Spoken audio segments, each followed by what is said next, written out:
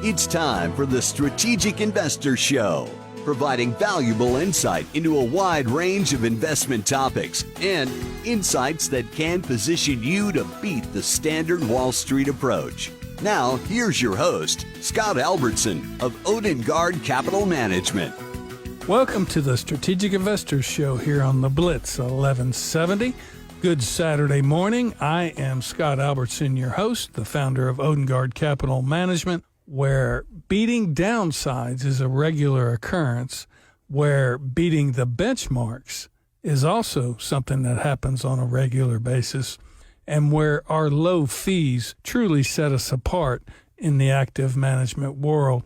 Glad you're with us this morning. We've got a really great show for you. We've got a guest in studio that's joining us to talk about running for Congress coming up this fall. And it's a very interesting guy and somebody with a really impressive background that we think everybody needs to meet. So, Guy Barker. Guy, welcome to the show. Thank you very much for having me. Glad you're here, my friend. Now, you are a very young guy that has really built an incredible resume. You've accomplished a lot in your life in the business world and in leadership and management. And I want to talk about some of that.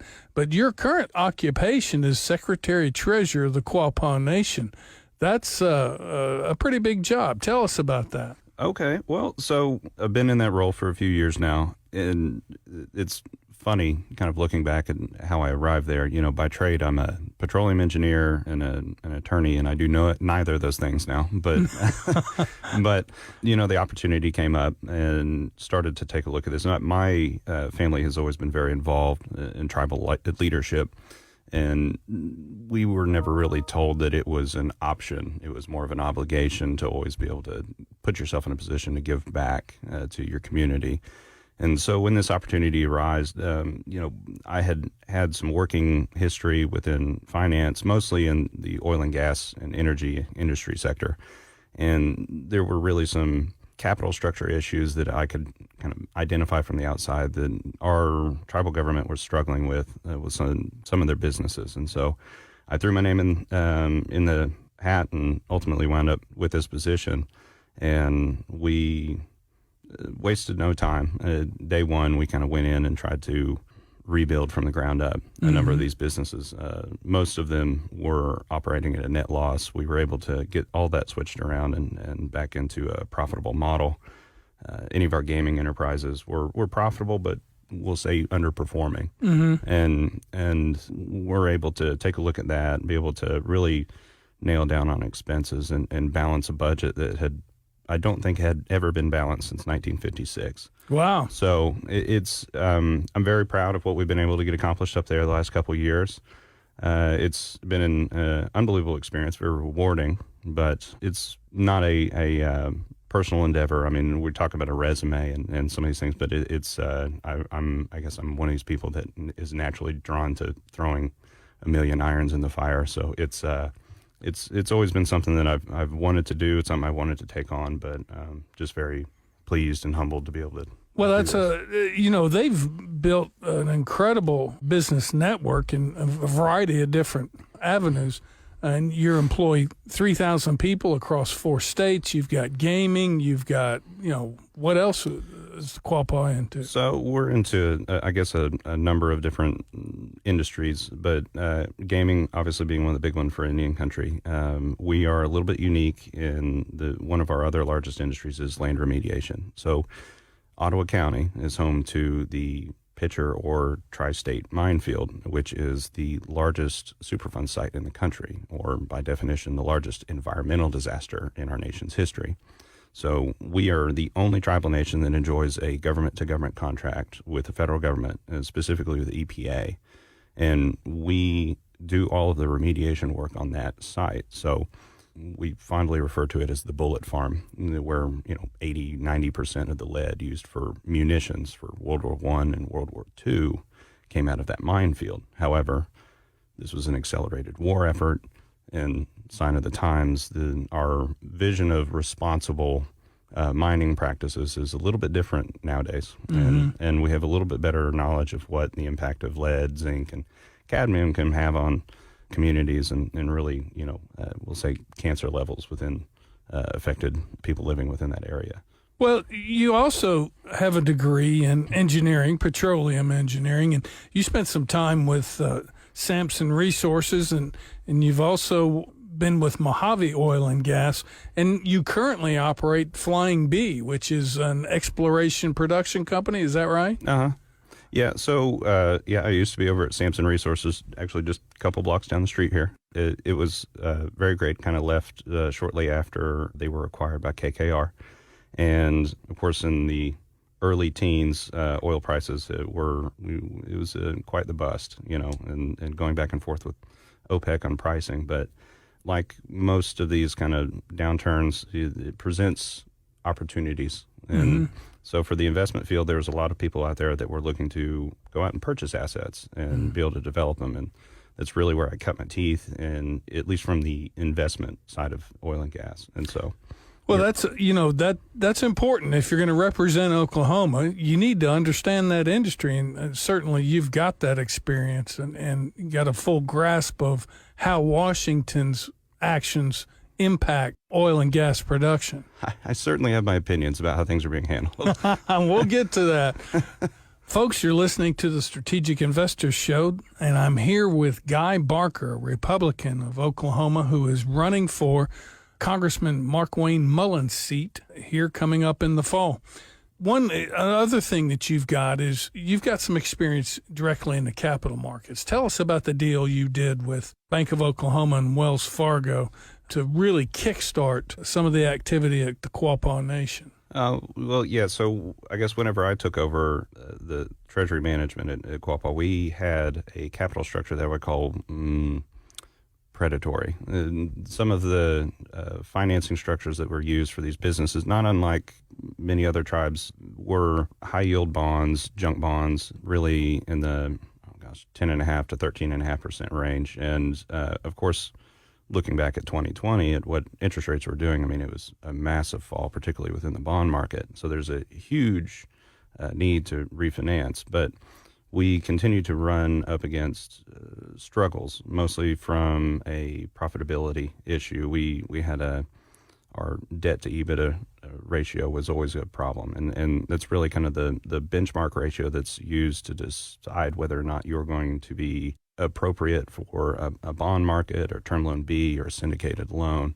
And so we ran up against that for the first few months whenever I was in office, telling us that, the model's fine. You can't do much about the debt because you're just carrying it, but you're going to have to do something about the profitability model. So we went in and did a huge deep dive into our balance sheet, really trimmed a lot of fat, and we were able to effectively double the profit margin for these businesses that had historically never operated anywhere on 28 or 29%, and we were up to about 51 to 52%. Wow. That. So we were able to double the highest recorded profit margin. We were able to double that the first year that we were in there. Now, this really kind of shook and got the attention of the lending market itself, and so we were able to move past sort of that high yield market and out of the bonds and get the attention of some of these banks that really participate in the syndicated loan field. And that's whenever I had spent a lot of time trying to court either BOK or Wells Fargo to help us put this deal together. And, we'd continue to see, well, I don't think you're there yet. We're not quite there yet. And then eventually it got to where we posted year-end financials, and I got the call, we need to go to lunch. And so we were able to sit down, and we needed to raise about $675 million in order to recapitalize all these enterprises. And I'll say that it was an extraordinarily difficult process, a grueling project, but we were able to put together about $725 million in capital and put this together. But it was the largest financial deal within gaming and Indian country this year. That's fantastic. And you've got, not only do you have the oil and gas, but you've got the business, small business and large business experience that I think will probably help you as you represent the folks in Oklahoma. And that deal you just described won you the 2022 Native American Finance Officers Association Executive of the Year, correct? That is correct. I'm very honored, and there was a lot of other names in the pot for nominees that have put together unbelievable transactions. But, we work very hard on this, and it wasn't just me. I get to sit on the shoulders of a really good team, and we put this together. But it's unbelievable that we opened a resort property in Arkansas, be able to raise over $700 million in capital. We created and filled over 800 jobs in 2021 during one of the worst hiring crises of all time. And I think that's something that most people in Washington just don't get, how to create jobs. There is an art to it, for certain. Yes, and you certainly have done that. And we need to take a quick break here, but folks, stay with us. After the break, we're going to be back with Guy Barker and talk some more about his vision for what he wants to do and how he wants to lead in Washington on behalf of people through the 2nd District? Eastern Oklahoma, 2nd District, yes. Thank you very much. So stay with us after the break. We'll be right back.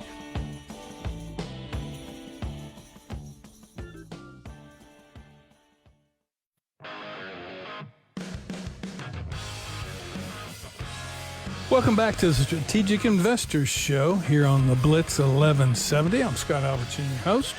And joining us after the break, staying with us, is Guy Barker, a Republican running for Congress in the 2nd District of Oklahoma. We're glad to have him. Glad you could stay with us for another segment. Of course. You really laid out a lot of great background that, I just don't think exists in Washington. Your business background. You're not only a petroleum engineer with a business in Oklahoma's primary industry, so you understand that, but you're also got your JD, you're a lawyer, you are now Secretary Treasurer of the Quapaw Nation. You've got a very unique experience and background that I think would set you apart from most of your opponents. But, that's going to be hard with about a dozen of us in this race. So yeah, well, I don't think a lot of them have had the business experience and exposure that you have. But let's talk a little bit about how you want to lead and how you want to represent the folks of Oklahoma up in Washington. And, inflation is at 8.5% year over year, all right, which is the highest in 41 years. What do you see as the main cause of that inflation? And what's your strategy to try to bring that down to a manageable level? Well, I think that you can definitely look at policy. We're looking at spending at a rate that we've never seen, really not in modern history.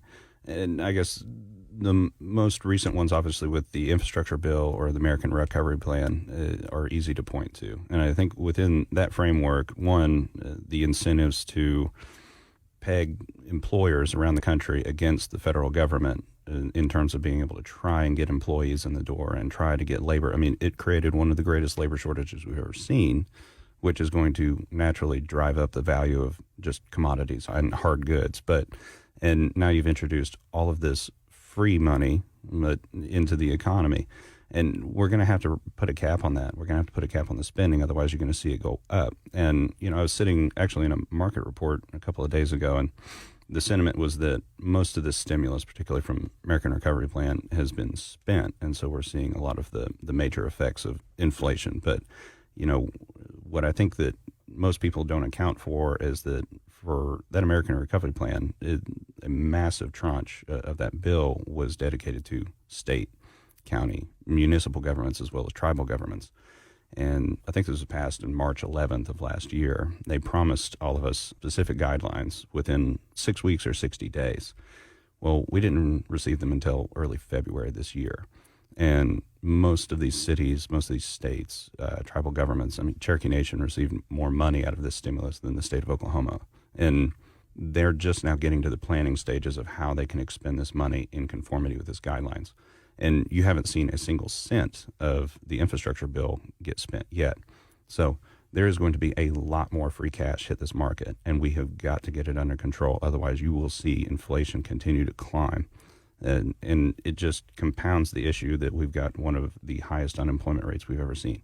Yeah, well, you and I agree. Inflation has one primary cause, and that's bad government policy. And we see this repeatedly, time and time again. You know, expectations of global growth are at a net minus 71%, according to the latest we've seen from a Bank of America survey. What's government's role in spurring growth, and how do you plan to attack that issue once you're in Washington?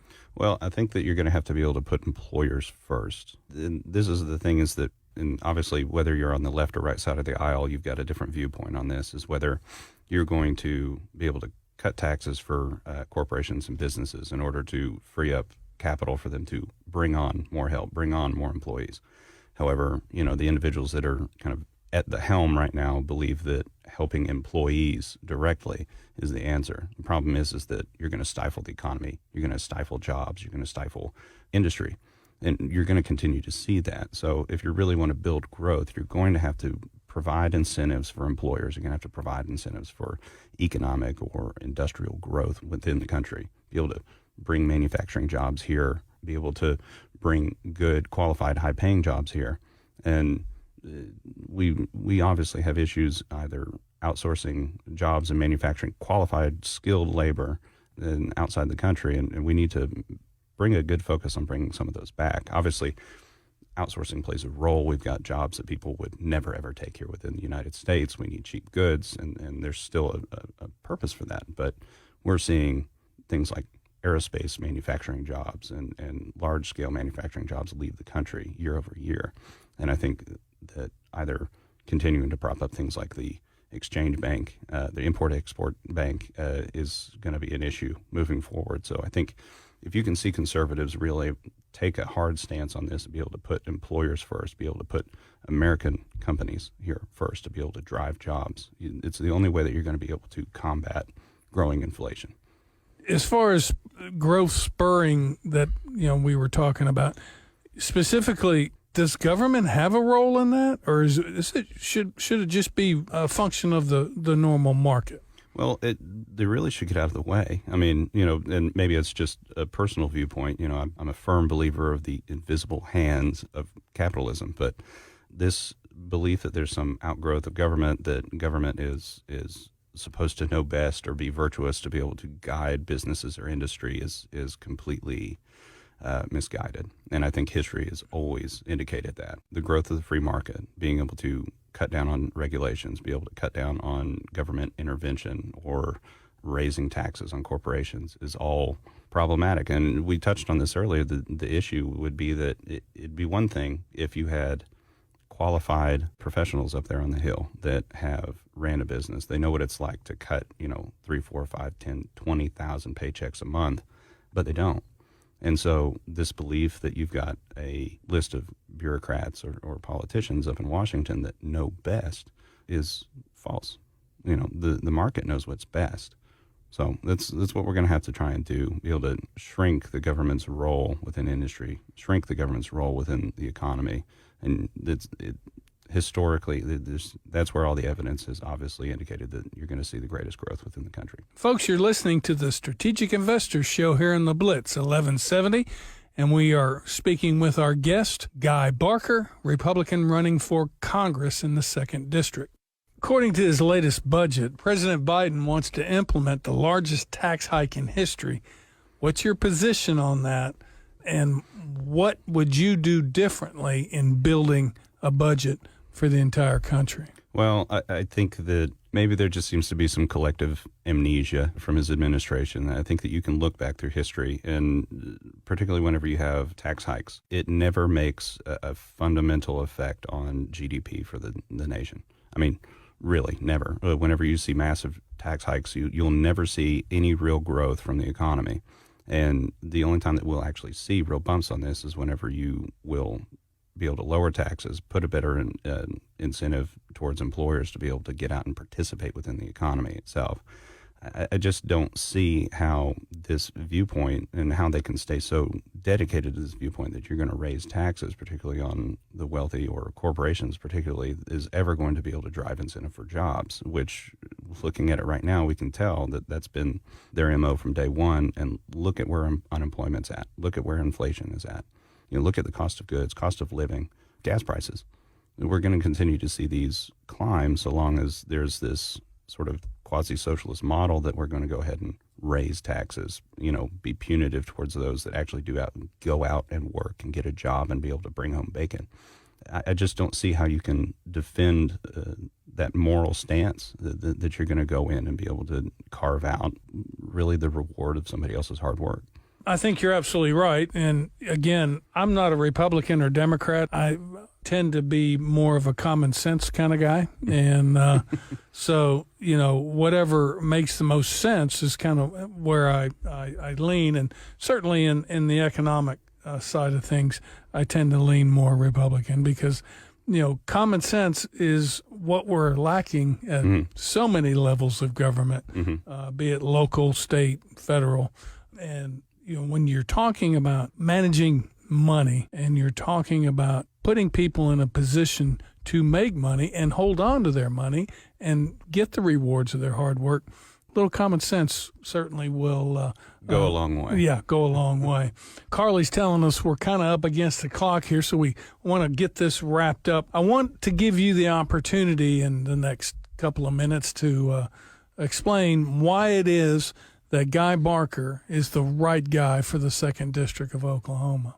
Well, I may have touched on this earlier, but really I think I had never envisioned in a million years that I would be going into politics. And I had always had my sights set on the business world. And really, my experience working with Congressman Mullen over the last couple of years has really opened my eyes to the system. And maybe it's my background with my legal education or working within this industry. I've seen issues that I think need remedied. And it's one thing for candidates to be able to hit a campaign trail, and I just don't understand how you can ever look a voter in the eye and say, I understand what the issues are, I can identify them, I can talk about them, but I don't know what to do about it. And that's, I think, what I would like to bring to the table is that I'm not going up there to be another talking head. I'm not going up there to look for every opportunity I can to get in front of a camera or build name recognition. I'm going up there to work. I'm going up there to do the things that make a substantial difference in the quality of lives for the people within the 2nd District, within Eastern Oklahoma, or Oklahoma in general. This is something that we see far too often in Washington. There's people that go up there that grow far too comfortable living on the fat of the land, that don't have the ability to go out and actually get these kinds of jobs or get this kind of status or prowess within the business world that wouldn't survive in the private sector. I'm not worried about this. I would love to go up there. I would love to go make a difference. I know I can do it. I just don't think it's possible to outwork me. I've done 18-hour hitches for 3 weeks, on and off the oil field. I know the definition of hard work. And I just don't want to see Oklahoma fall by the wayside and have somebody up there just as another paper tiger. Well, that's outstanding. And we certainly want to have you back. Would you come back sometime? Of course, anytime. Fantastic. And folks, that's Guy Barker, Republican, running for Congress in the 2nd District to replace Mark Wayne Mullen coming up next year. So this young man has got a lot on the ball, and I would encourage you to investigate who he is. You got a website? I do. It's barkerforcongress.com. All right, barkerforcongress.com. Go check out the website, learn a little bit more about Guy Barker. And folks, we are up against a hard break. Stay with us after the break here on Strategic Investors Show on the Blitz 1170.